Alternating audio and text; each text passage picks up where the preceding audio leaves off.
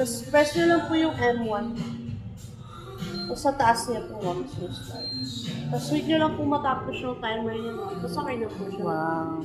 Thank Kung you. saan na po magsa-stop yung water. Lagay ko na yung mga condiments. Ako po pwede na.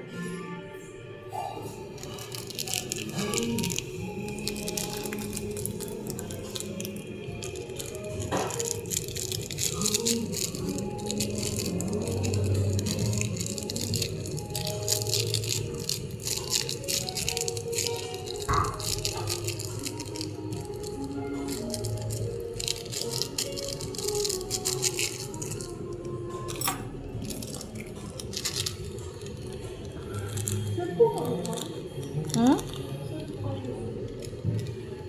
Diyan na lang. Thank you.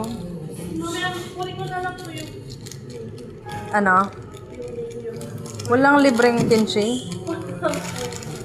Dahil gamit na po pala yung after.